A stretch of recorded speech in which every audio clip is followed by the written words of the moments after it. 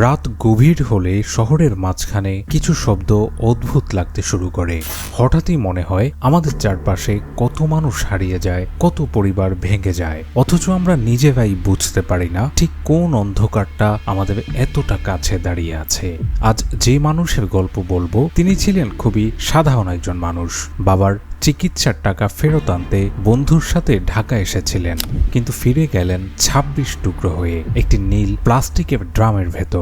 আর সেই ড্রামের ঠিক পাশে দাঁড়িয়েছিল এমন এক মুখ যাকে তিনি শৈশব থেকে চিনতেন। আর যে গল্পটি আপনি শুনতে চলেছেন তা হয়তো কয়েক মুহূর্তের জন্য আপনাকে থমকে দেবে, কারণ এটি শুধু একটি হত্যাকাণ্ড নয়, এটি একজন মানুষের বন্ধুত্বের বিশ্বাসঘাতকতা এবং মানবতার সবচাইতে অন্ধকার কোণগুলোর নির্মম সাক্ষী, যেখানে বন্ধুর মৃতদেহ পাশে রেখেই সঙ্গমে লিপ্ত হয় বন্ধু। আজকের এই ভিডিওতে আমরা খুঁজে বের করব সেই অন্ধকার রহস্য। শুরু করা যাক আমাদের আজকের ভিডিও, আশরাফুল মার্ডার কেস।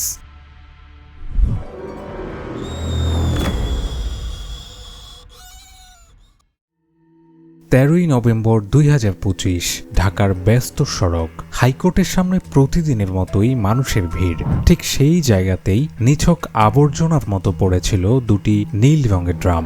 সাধারণ মানুষের চোখে সেগুলো ছিল পরিত্যক্ত বস্তু, কিন্তু ড্রামের ভেতর লুকিয়ে ছিল এমন একটি সত্য যা মুহূর্তেই স্তব্ধ করে দেয় পুরো দেশকে।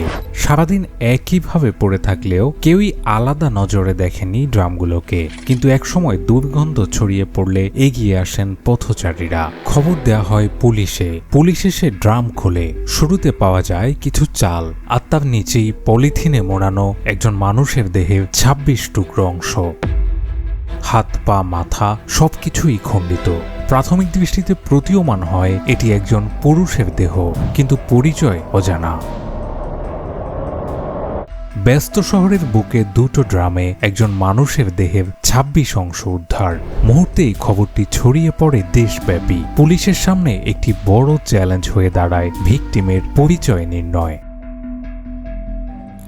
১৪ই নভেম্বর ২০২৫, ভিকটিমের শরীরের ২৬টি অংশ থেকে উদ্ধার করা হয় একটি অক্ষত আঙ্গুল। ফিঙ্গারপ্রিন্ট এবং ডিএনএ টেস্টের মাধ্যমে বেরিয়ে আসে পরিচয়। আশরাফুল ইসলাম। ৪২ বছর বয়সী আশরাফুল ছিলেন একজন সফল কাঁচামাল ব্যবসায়ী। রংপুরের বদরগঞ্জ উপজেলার নয়াপাড়া গ্রামের আশরাফুল ভারত এবং মিয়ানমার থেকে পেঁয়াজ ও আলু আমদানি করতেন এবং ট্রাকে করে ঢাকাসহ দেশের বিভিন্ন স্থানে পাঠাতেন। এলাকায় তার পরিচয় একজন নম্র ভদ্র মানুষ হিসেবে। বিবাহিত আশরাফুলের রয়েছে ১০ বছর বয়সী একটি মেয়ে এবং ৭ বছর বয়সের একটি ছেলে। পরিবারের ভাষ্যমতে কয়েকদিন আগেই ঢাকায় এসেছিলেন আশরাফুল। তার আগমনের উদ্দেশ্য ছিল ব্যবসায়ের আটকে থাকা টাকা আদায়। আর এই যাত্রায় আশরাফুলের সঙ্গী হয় তার বাল্য বন্ধু জারেজ। কিন্তু আশরাফুলের খণ্ডিত মরদেহ উদ্ধারের পর থেকেই খোঁজ নেই জারেজের। জারেজের খোঁজে অ্যাকশনে নামে পুলিশ আর র্যাব। সিসিটিভি ফুটেজে দেখা যায় ১৩ই নভেম্বর দুপুর ২টা থেকে ২টা৩০-এর মধ্যে একটি সিএনজিতে দুজন এসে ড্রামগুলো রেখে যায়। প্রযুক্তির সাহায্যে অচিরেই কুমিল্লার দাউদকান্দি উপজেলার গোয়ালমারি থেকে গ্রেফতার করা হয় জারেজকে। জারেজের জবানবন্দিতে বেরিয়ে আসে ঘটনার আরেকটি চরিত্র, শামীমা আক্তার। কিন্তু নোয়াখালীর একটি পরিবারের গৃহবধূর শামীমা এই ঘটনার সাথে জড়ালেন কিভাবে?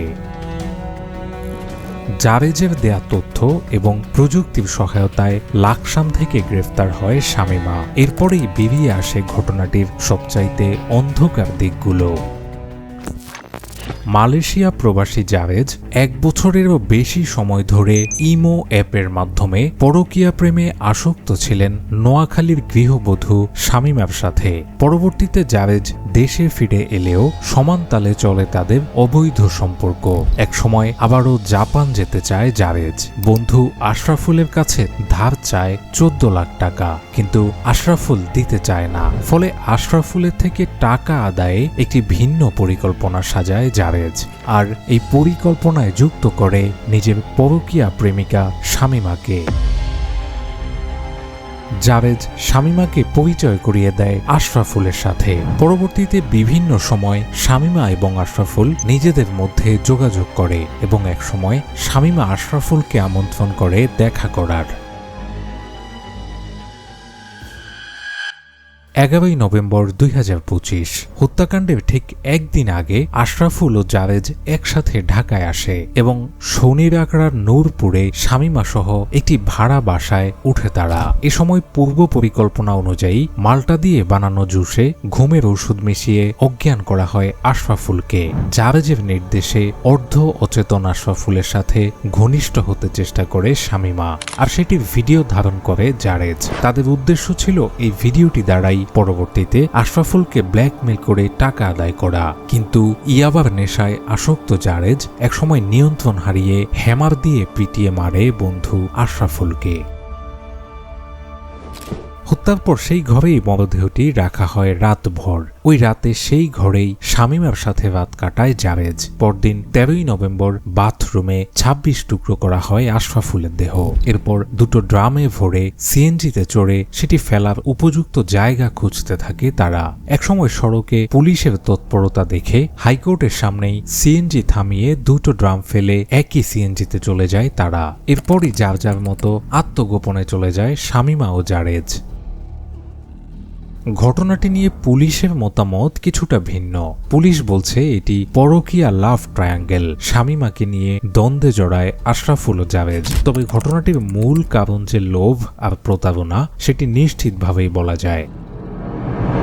এই ঘটনাটি দেখায় কিভাবে পরকীয়া আর অর্থের লোভ মানুষকে পশু বানিয়ে দেয়। এই ঘটনা আমাদের সতর্ক করে পরকীয়া, প্রতারণা আর বিশ্বাসঘাতকতার বিরুদ্ধে। আমাদের সমাজে বন্ধুত্ব একটি পবিত্র বন্ধন। বন্ধুত্ব, বিশ্বাস, আস্থা সবকিছুর ভেতরেই লুকিয়ে আছে হাজারো মুখোশ। আর সেই মুখোশ একবার যখন খুলে যায় তখন বোঝা যায় আমরা আসলে কাউকেই পুরোপুরিভাবে চিনি না।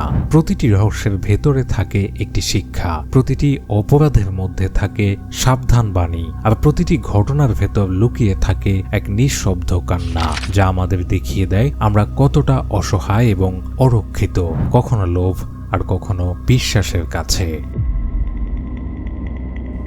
ভিডিওটি এটি প্রকাশের সময়ে উপলব্ধ তথ্য, সংবাদ প্রতিবেদন এবং জনস্বার্থে প্রাপ্ত তথ্য অনুসারে প্রস্তুত করা হয়েছে।